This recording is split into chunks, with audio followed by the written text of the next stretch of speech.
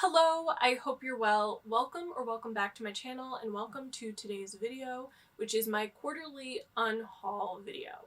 Now I feel like I just did this a minute ago and it's quite possible that that is true. I honestly don't have that many books to unhaul, but it is that time again. So I wanted to stay on schedule and honestly, I need the room. The majority of what I asked for Christmas were books.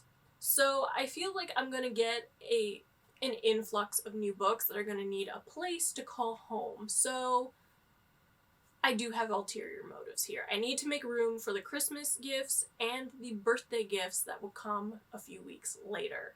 So if you're new to my channel, hello, welcome. You might not know what my quarterly unhaul videos are, but effectively I apply the same principles that I use for my capsule wardrobe to my bookcases, where every 3 months I go through and I get rid of books that I've read and didn't enjoy, books that I might have enjoyed but don't see myself rereading, or books that honestly have just been collecting dust, and so odds are I've just lost interest in that particular subject. So I try to clean and keep my bookcases as relevant as possible to my current tastes. So we're gonna talk about some books. Why don't we dive right in? The first book I want to talk about is Dracula by Dracula Stoker and J.D. Barker, and I just honestly need to stop fooling myself. I do not ordinarily get on with supernatural books. Odds are 9 times out of 10 I will buy a book and end up unhauling it before I have read it, and that is exactly what is happening here. I was intrigued by this book because Dracula Stoker is related to Bram Stoker, the author of Dracula, and this is supposed to be an origin story for Dracula and also for Bram Stoker himself. However, I've never read it, and I don't know what I was thinking. Like, I've never been into vampires. I've never even read Bram Stoker's Dracula. I never got on the Twilight bandwagon. I think the only thing with vampires I ever enjoyed was Buffy the Vampire Slayer and Angel, although Buffy was far superior. And yeah, I don't know what I was thinking when I bought this book, but I don't see myself reading it anytime soon. Like, the only time I could maybe see myself reading it would be like in October, but I've had it for several Octobers and not even like given it a second thought. So, goodbye, Dracula. And then we have Velvet Was the Night by Silvia Moreno Garcia, and I just didn't get on with this book when I read it. I read it for my work book club. Brittany, use words in the proper order. I talked all about how this is one of the most disappointing reads of 2021 for me, but essentially, I thought it was predictable, I thought the writing was mediocre, and just overall was not impressed by the characters. They felt so cartoonish to me that they were just flat. Like, there was little to them beyond their quirks. It is, I guess, by some people's definition, historical fiction, but it's set in Mexico City, and there's a lot of unrest, and this activist goes missing, and her neighbor and this quirky enforcer, I guess, are both trying to locate her for different reasons, and so it's told in the two POVs. I just didn't get on with it. This is not a book that I would have picked up if not for the workbook club, so I'm just gonna pass this on to someone who is really a fan of Silvia Moreno Garcia and might enjoy it.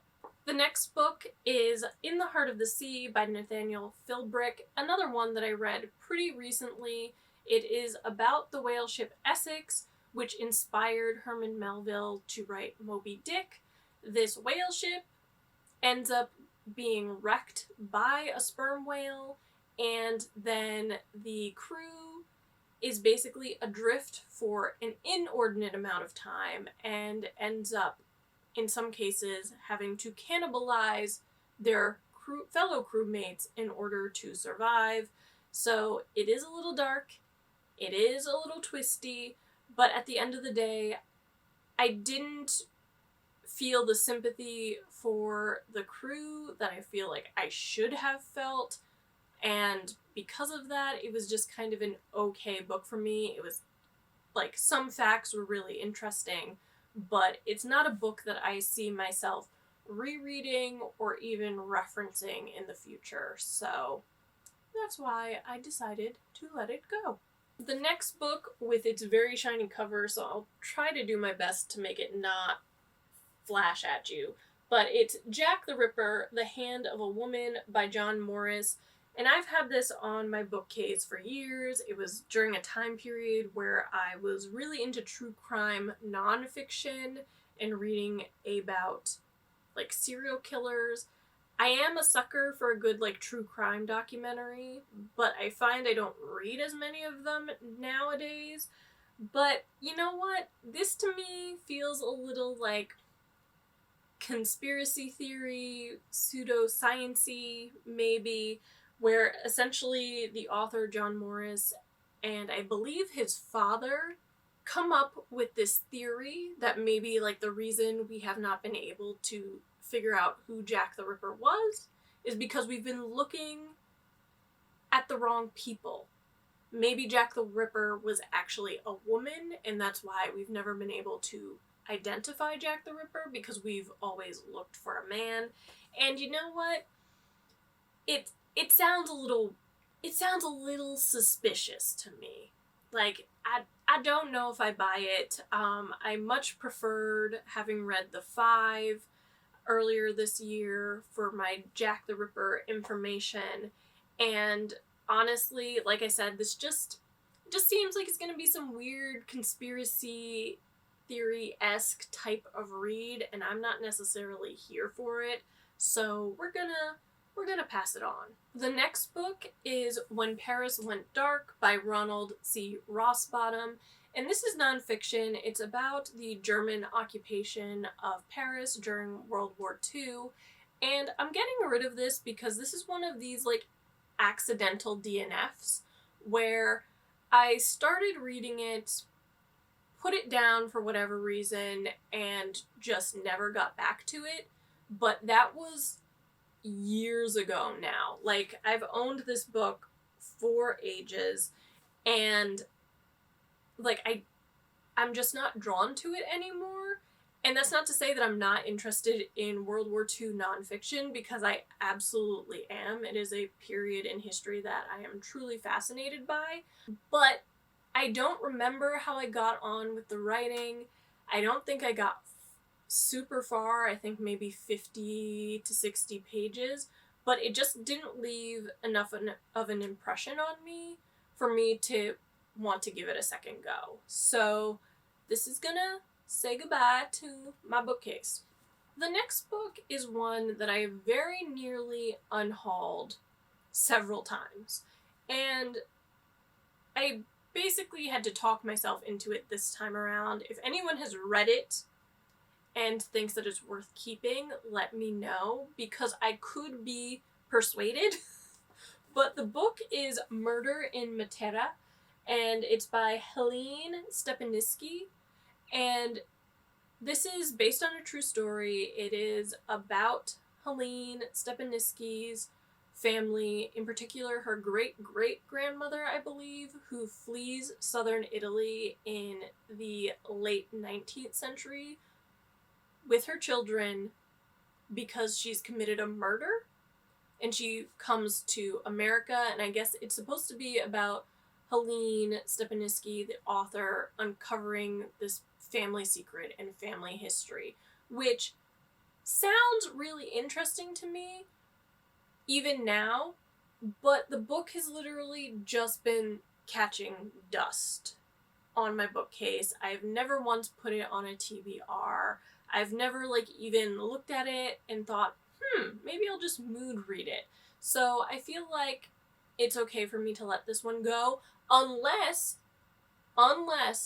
one of you has read this book and thinks it was amazing, then maybe I will keep it. But for now, we're gonna say this book is being unhauled. The next book is one that did end up on a TBR on this channel this year. I didn't get to it, and now I'm kind of just like meh about the whole idea of the book. It's Follow Me to Ground by Sue Rainsford, and it's about this father and daughter duo who have this special power to heal, and I don't really know much more than that. I think there's something about how part of the healing process is like burying people, from what I remember rightly. But you know, considering that we've basically been dealing with a pandemic and illness for 2 years, I don't know that I necessarily want to read a book about illness, if that makes sense. And I do feel like some of the like more speculative elements of this book probably are not going to be my cup of tea. But I will say that it is pretty interesting to me that it says that the heroine Ada challenges conventional ideas of womanhood and the secrets of the body. Like, I do find that really interesting. I just don't think that this is necessarily going to be a book for me, so I'm going to pass it on to someone else who will enjoy it. You know what? I'm seeing a trend here. The next book and the one that I'm about to talk about after it are both books that deal with illness, and you know, there's enough of that in the news, in the current state of the world. Like, the Transformer variant, which is what I call Omicron, is very weird, very much here, and I just need to escape a little bit. So I don't mind books that deal with sickness as part of the plot, but I don't want it to be the like overarching theme, if that makes any sense. And so I'm gonna get rid of The Illness Lesson by Claire Beams. So the book is set in the 19th century at an all-girls school, I believe, and basically the girls at the school start falling ill, and the father-daughter duo that run the school kind of have different ideas of how to handle it. And I think, based on what I heard Rosine say about this book on her channel at some point, was that it goes the direction you would expect a book about women falling ill set in the 19th century to go. And that is interesting to me, but like I said, I don't really need more illness and disease in my life right now. Like, enough's enough. Which is the exact reason why I am also getting rid of The Pull of the Stars by Emma Donoghue, because it actually deals with a pandemic. It deals with the Spanish flu, and you know, this is a little bit too close to home, and I've never read anything by Emma Donoghue, but she's definitely an author that I've bought her books and then end up unhauling them before I read them, and so it's a vicious cycle that I really need to stop.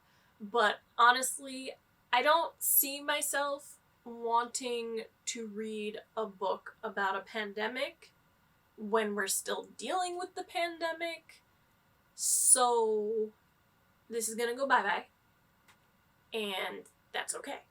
I'm okay with it, where it's gone.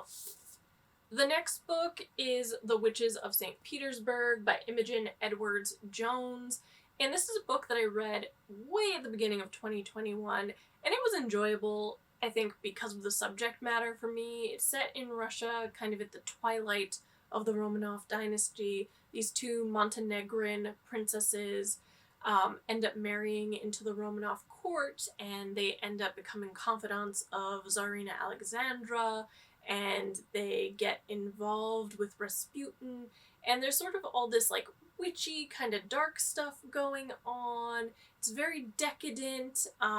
It's very much what you would expect of a book set in the Romanov court, with kind of the sex and scandal. And I do think, though, that this is a book that's definitely not going to be for everyone. I feel as though it's one of these books that you really can't take too seriously. you kind of have to suspend disbelief a little bit to enjoy it, and like you have to be okay with some of this more scandalous, kind of dark, kind of weird sex stuff that might potentially happen in this book because Rasputin. But I didn't mind it. It's just probably not one of my favorite like Russian historical fictions that I read in 2021, and so I don't necessarily see myself rereading it. And the last book that I'm unhauling is Once We Were Brothers by Ronald H. Balson, and this is a World War II historical fiction that I've honestly had on my bookcase forever. And I just haven't been drawn to it. It's about a young man who is accused of being a Nazi SS officer, and he denies it. And so it's all about trying to actually find out who he really is. Is he truly who he's accused of being, or is he someone else? And, you know, I bought it because it sounded interesting, but I don't think it's ended up being compelling enough just by its description to get me to read it. And I do feel like I'm getting a little bit more discerning with my World War II historical fiction. I feel like there's so much of it out there and so much of it is just kind of okay that I really need to be like enthralled by a particular angle that feels unique, or really like that author and stuff they've written previously. And so I'm just getting a little bit more picky with my World War II historical fiction than I probably was when I picked this up. So inevitably, I'm just going to pass this along to someone who might enjoy it a little bit more than me, who's just let it molder on their bookshelf for years. So yeah, those are the books that I am going to be unhauling. As I said, it's not as big of an unhaul as I've done in previous videos, but it is nice to actually clear up some space on my bookshelf. Like there's actually like maybe this much room right now where there are no books, and I'm pretty chuffed about that. Bear in mind, I do still have like books doubled up elsewhere, but whatever, like it's fine. I'm just happy to get a little bit of this cleaning done before the holidays. So I do hope that you enjoyed this video, and if you did, be sure to give it a thumbs up, comment and subscribe, because all of those things help this little channel grow and they mean the world to me. But thank you so much for watching, and I will see you next time. Bye!